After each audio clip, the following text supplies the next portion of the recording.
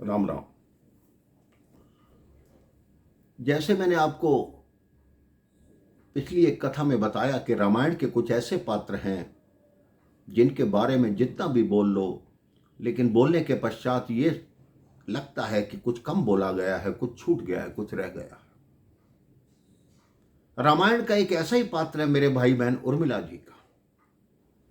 उर्मिला जी जो महाराज जनक की पुत्री सीता जी की छोटी बहन और लक्ष्मण जी की धर्मपत्नी थी। जब लक्ष्मण जी को वनवास हुआ तब उन्होंने कहा कि मैं भी आपके साथ वनवास चलती हूँ। लक्ष्मण ने कहा, देवी मुझे वहाँ सेवा करने जाना है और अगर तुम मेरे साथ रहोगी तो सेवा में मेरा मन नहीं लगेगा, इसलिए तुम्हें यहीं रहना है। तो उर्मिला जी ने कहा, ठीक है, आप जो आज्ञा देंगे मैं उसका पालन करूंगी। अब यहां रहने के पश्चात शास्त्रों में अलग अलग बातें आती हैं मेरे भाई बहन।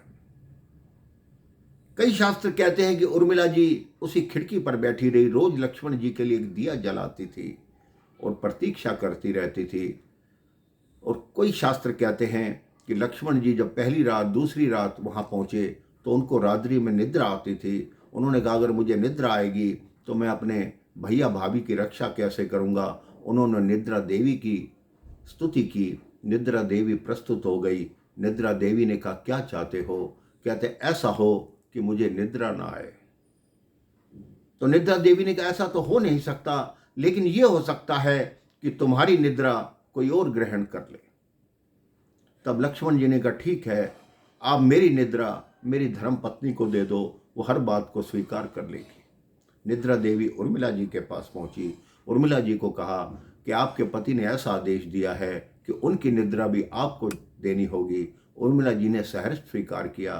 तो कहते हैं मेरे भाई बहन कि उर्मिला जी 14 वर्ष तक निद्रा में ही रही। लक्ष्मण जी को एक क्षण भी निद्रा नहीं आई और उर्मिला जी सोती रही। उनकी निद्रा किस दिन खुली? जिस दिन लक्ष्मण जी मूर्छित हुए। तो बताते हैं मेरे भाई बहन, जब हनुमान जी संजीवनी बूटी लेकर वापस जा रहे थे, अयोध्या की सीमा से ऊपर से गुजर रहे थे, भरत जी ने उनको बाण मारा कि ये कौन कैसा जीव है जो इतना पर्वत लेकर दक्षिण दिशा की तरफ जा रहा है, जहां मेरे भैया निवास करते हैं। अवश्य ही ये मेरे भैया का अहित करना चाहता है। भरत जी ने बाण मारा, हनुमान जी नीचे गिरे, लेकिन वो मूर्छित अवस्था में भी श्री राम श्री राम श्री राम श्री राम का जाप कर रहे थे। जब उनके मुख से भरत जी ने श्री राम का नाम सुना, भरत जी ने कहा, ये क्या हुआ, ये तो प्रभु श्री राम का भक्त है, मैंने इसे बाण क्यों मार दिया।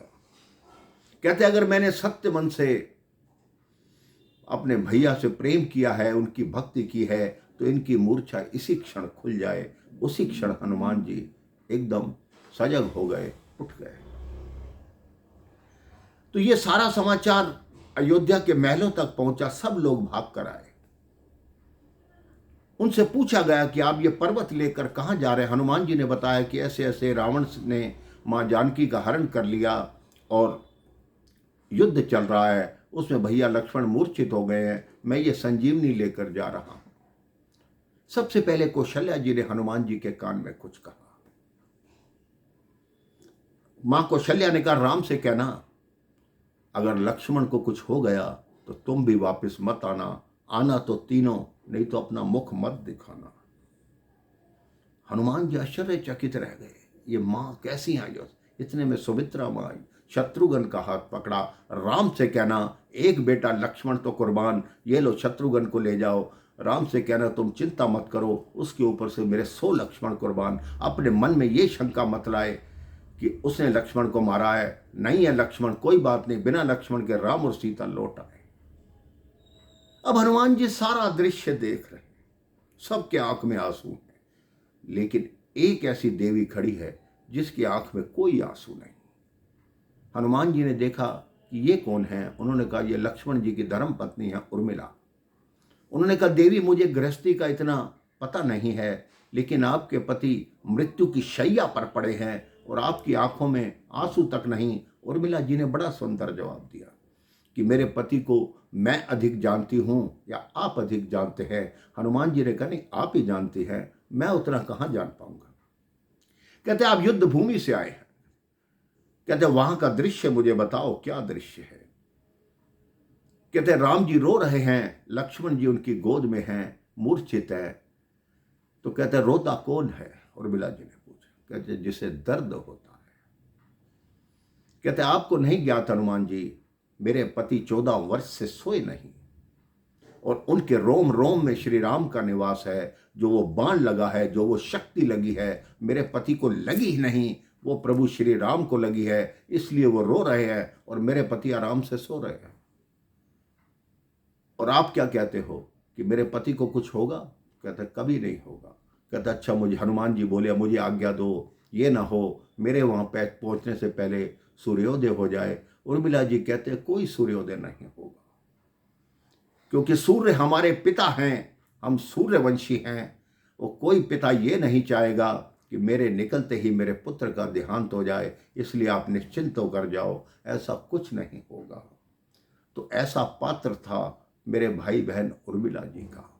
उर्मिला जी का चरित्र गोस्वामी तुलसीदास जी ने भी कहा कि मेरी कलम में उतनी शक्ति नहीं कि मैं उर्मिला जी के बारे में कुछ लिख सकूं। उर्मिला जी के बारे में जो थोड़ा बहुत लिखा है वह आदरणीय मैथिली शरण गुप्त जी ने जरूर लिखा है कि उर्मिला जी का चरित्र कितना महान था। तो रामायण एक ऐसा शास्त्र है मेरे भाई बहन, जिसका हर पात्र हमें कोई ना कोई शिक्षा देता है, कुछ ना कुछ अपने जीवन के प्रति कर्तव्य बताता है कि भाई कैसा होना चाहिए, बहन कैसी होनी चाहिए, पुत्र कैसा होना चाहिए, माता कैसी होनी चाहिए और पिता के साथ कैसा संबंध होना चाहिए। हर संबंध की जो परिभाषा है वो रामायण में है। इसलिए आप भी नियम बनाइए कि दिन में चाहे एक चौपाई, एक दोहा पढ़िए, रामायण का पाठ जरूर कीजिए, तभी आपके जीवन में भी परिवर्तन आएगा, आपका जीवन भी सफल होगा। राम राम, जय श्री राम।